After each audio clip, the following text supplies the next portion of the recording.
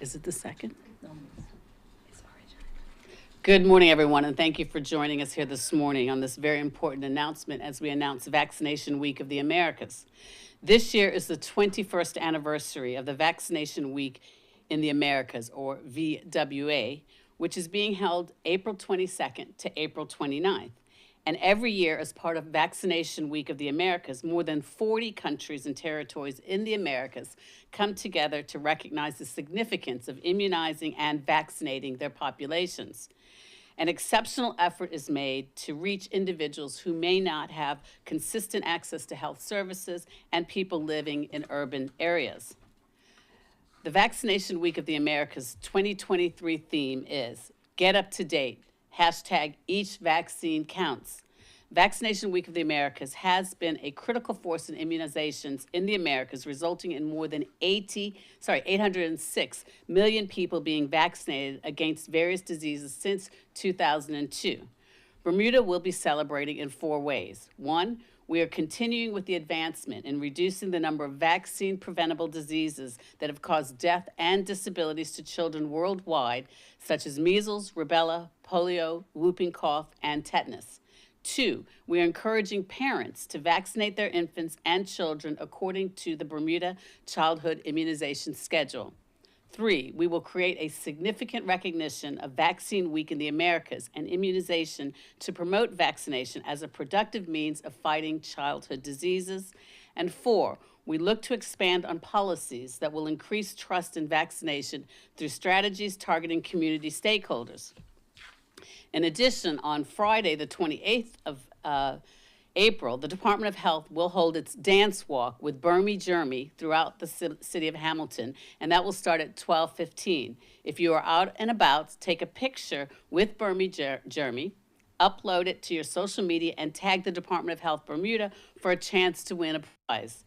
Right after the dance walk at approximately 1 o'clock, the Department of Health will gather on the steps of City Hall to launch a new and exciting app that will provide health information at your fingertips. The Department of Health invites the public to join us in launching Healthy People BDA. You can download the app, learn the onboarding process, and learn how to navigate it. And the first 50 people downloading the app will be entered into a draw for a prize. As we gradually move forward from the COVID-19 pandemic, and with the help of the COVID-19 vaccines, Bermuda has gained good coronavirus protection within our community. Around the region, though, there have been instances of measles outbreaks, and Bermuda is no exception, as we are at risk simply because we have more travelers coming to our island. To strengthen the uptake and increase confidence in various vaccines in Bermuda, the expanded program on immunizations under the Department of Health will provide a catch-up clinic at the Victoria Street Clinic beginning on Saturday, April 29th. During our week celebrations for Vaccination Week in the Americas, we will promote the catch-up clinic as well as educate the public on the reasons for having the measles, mumps, and rubella, or the MMR vaccine, as it is essential for clients and for building up immunity within our community. We will also provide education on the importance of boys and girls being vaccinated for human papilloma virus, or HPV. Immunizations have been one of the most successful public health interventions to save lives locally and globally, and the benefits have expanded to adults, and the Department of Health encourages families to participate in vaccinations to protect Bermuda and the world. And I'm joined with the stellar team of the Ministry of Health who can answer any questions that you have about vaccination or vaccination awareness. Thank you, Tarai. Thank you very much, Minister, for your presentation and your remarks. At this time, we're going to invite members of the media to ask questions related to this subject, starting with Gary Foster-Skelton from Bermuda Broadcasting.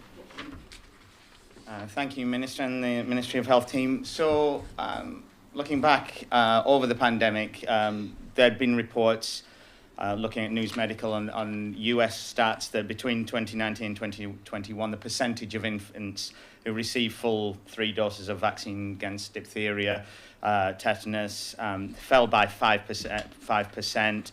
HPV vaccination coverage fell after during the pandemic. So, where are we? Can we get any picture of how how we've been impacted by the pandemic in people getting vaccinated, infant vaccinations? Do you have any percentages of where we're up, we're down, compared to pre-pandemic here in Bermuda? Sure. Using the 2021 data, Gary, the MMR number 1 is at a 88% success rate. So that's for first dosage of persons that are at 15 months. The MMR number 2 is at 65%, and that's the second dose for children between the ages of 4 and 6. Polio is at 88%, and that is the start for the 4th dose, and fully immunized is 4 doses, 1 each at ages 2, 4, 6, and 18 months. And that's for our 2021 data. And the coverage rates are below the 95% coverage as recommended by the World Health Organization to help to prevent outbreaks of measles and or polios. However, as you'll note, that this particular initiative this week is specifically designed to improve our vaccination rates, encourage families to ensure that they have their children immunized in accordance with the Bermuda standards and the like. So that's certainly why we're having this particular Vaccination Week of the Americas, to help highlight the importance of immunization. Indeed. And so that's the 2021 Correct. statistics. Correct. 88% of children getting the first MMR, then quite a drop to 65% getting their second. So how does that compare with pre-pandemic percentages, if anyone can tell us that? And what has happened essentially in people's minds? Has the pandemic increased? Obviously, there's a lot of talk about vaccination. So has it increased awareness, increased take-up, or is there more resistance?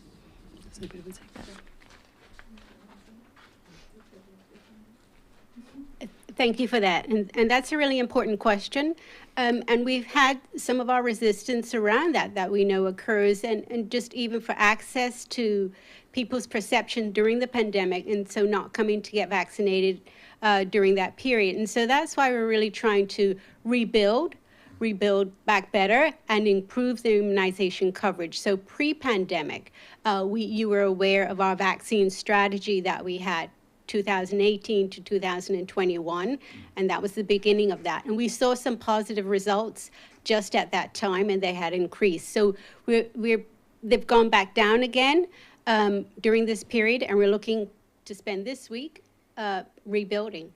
And if there was one goal you wanted this week, something to happen this week or happen after this week that hasn't been happening, what would that be?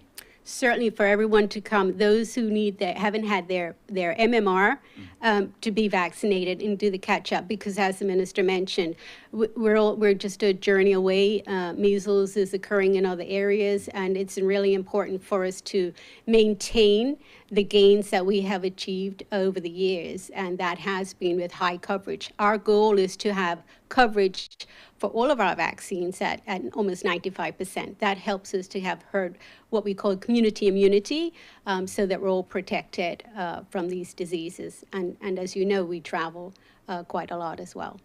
What will you be doing this week to address things like vaccine skepticism? People who have become less comfortable with vaccines during the pandemic. You know, we're encouraging all of our health providers and the community to have a discussion with their physicians. A part of what we're also doing this week is a workshop with all those physicians and offices and nurses involved in giving vaccines. And we hope to actually address part of that conversation so we can improve the communication around vaccines and around hesitancy. So we're encouraging people to be aware.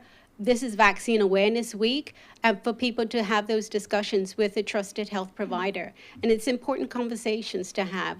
We will be doing some work on regenerating the vaccine hesitancy strategy. And as you may remember, we actually had listening sessions with community on the vaccine hesitancy when we did the vaccine strategy 2018 and 2021, that 3-year period. So we hope to do something very similar to hear the concerns of people.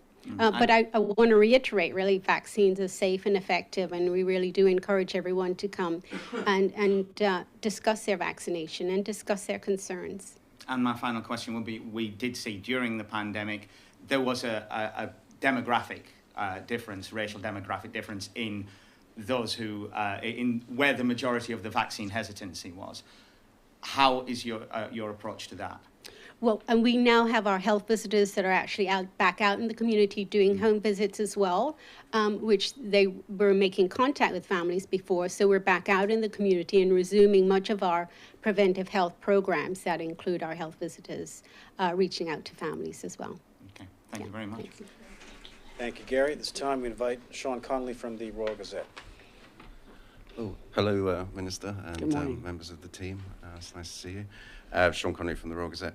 Just following on from what Gary was asking, there's always been a bit of a resistance against things like MMR, like in certain sectors of the population. I remember when Tony Blair became a dad, when he was Prime Minister, there was huge controversy in Britain because he wouldn't state whether his new son had MMR or not. So that's always been there, and then it just exploded during COVID with the never vaxxers and the conspiracy theorists, fed by the internet and social media, etc. So as Minister of Health, I mean, what specifically can you do to try and push back that flood of disinformation that happened over the past 3 years? Thank you for that, Sean. And I think one of the things that we can do is by encouraging this constant engagement and having press conferences such as these, so that we've got, both the BBC and the Royal Gazette present, so that they can hear the delivery of what we're speaking about, which is important to reiterate the fact that vaccines do work. And the reality is that from a community perspective, in order for us to best achieve herd immunity and full protection, we need to get to that WHO 95%. There has been a decline, which we've just acknowledged with respect to the data, and hopefully by conversations such as this, public awareness that you can help with, the distribution and the dissemination of through the press, the Friday event that we're speaking about, and then as Lynn said, it's really important and critical for persons that have questions to go to trusted sources such as their physicians, so that they can discuss any concerns that they may have with their physicians and be advised accordingly. But you would agree, though, that it is much harder now after all the disinformation during the pandemic, such as, you could inject yourself with bleach and, not contract it. So it's now a much tougher sell, isn't it? It is somewhat of a more difficult sell because of the, regrettably, some of the false information that's been circulating on the radios and the byways and through the internet. However, again, I'd like to reinforce the fact that we've got two press media outlets here in Bermuda that can assist us in delivering the message. The Royal Gazette was tremendous when we were going through COVID insofar as trying to promote vaccine awareness, as was the BBC. And through this type of engagement and continued community education and the week of activities that we have planned for the week, I think that we're on a good wicket. There is, notwithstanding some vaccine hesitancy, which we recognize, largely driven by incorrect information through the social media outlets. But again, all we can do is try to counter that by providing the proper evidence-based information. Great. As Health Minister, you've passed the probe into Belco pollution to DE. I'm sorry, pardon me? As Health Minister, you've passed the probe into Belco pollution emissions to the DENR. What do you say to people who also claim that in doing that you've passed the buck as well? As I articulated previously with respect to that, and hopefully it'll be recorded, under the Public Health Act 1949, there is a provision that speaks specifically to public nuisance. However, also under the Public Health Act 1949, if an abatement order is issued by the Minister of Health concerning certain circumstances, and the abatement is not mitigated, then the only remedy under the Public Health Act 1949 is to go to the magistrate's court, who can impose a penalty in the sum of $2,500. Contra to the Clean Air Act, which is a more newer piece of legislation, which is in fact was enacted to help to address some of the shortcomings in the Public Health Act of 1949, because the Clean Air Act, I think, is 91, and that was to deal with emissions and the like. Under the Clean Air Act, the minister responsible has the power to issue it's an order under the act. I can't think of the name of it right now, but there's an order under the act. Do you mean statutory nuisance? No. Statutory nuisance comes under the Public Health Act 1949. I'm emphasizing that because subsequent to the Public Health Act, there was the Clean Air Act that was designed specifically to address situations such as emissions and so forth. Under the Clean Air Act, and I think it's 91, there is an ability for the minister responsible for the environment to issue it's gone from me, but it's a particular order against a particular institution that is creating emissions or soot and the like. Under that piece of legislation, in the absence of those issues being addressed, that minister has the power to issue a fine in the sum of $50,000 per day. So you can appreciate under the Public Health Act, the penalty is far less. It's $2,500 period, versus under the Clean Air Act of 1991, which again was designed specifically to address some of the issues of soot and fallout and the like. That is a more recent piece of legislation, recognizing that the Public Health Act that deals with a statutory nuisance has a minor offense, a minor penalty, excuse me. So under the Clean Air Act, 1991, the penalty for failure to address the issues that come under the enforcement order, the order, I can't think of the name of the order quite frankly right now, but again, I'd invite you to look at the Clean Air Act. The penalty is $50,000 per day versus $2,500 period. So it's the Home Affairs Minister who That's has correct. to decide on that then. The Clean Air Act comes under, yes, the Home Affairs Minister. Yeah, would you be minded to advise him to do that?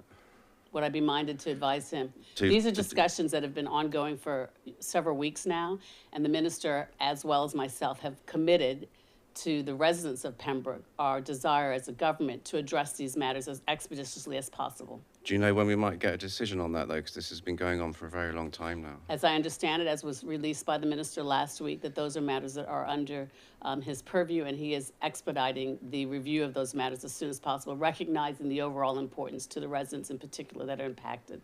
Finally, Minister, do you think it's acceptable that ambulance waiting times across the island are now going to be longer, according to the BHP, because of the concentration of resources at the airport? Is that acceptable? Those are matters that are being discussed on a regular basis with the cabinet, because we recognize that there were certain provisions that were made as it relates to the number of ambulances that have to be required at the airport. If it's a particularly, for example, Category 9, when there's a bigger planes that are coming in from BA, there's a requirement for more fire service personnel to be there at that time to maintain our international standing so that we can continue with airport operations.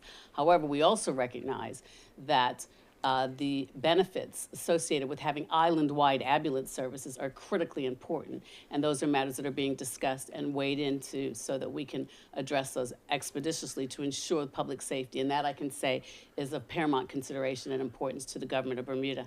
I think everybody Any understands the questions, argument about the any other airport questions, needing Mr. to be Conley, fully staffed, but you on any know, other subject? people are genuinely scared that because of that, other ambulance services have been effectively cut with longer call-out times. So wouldn't the obvious solution be to give extra funding to that ambulance service for the rest of the island? So Those are matters that I think could probably be best addressed by the minister responsible for national security. However, I can end where I began, which is that the government is committed to ensuring that we have island-wide ambulance service so that the safety and preservation and protection of all of our residents is first and paramount. Thank you. Thank you very much, Thank you. Minister, for your time and Thank your you. presentation. Thank you, News Media, for attending, and that concludes today's news conference. Thank you.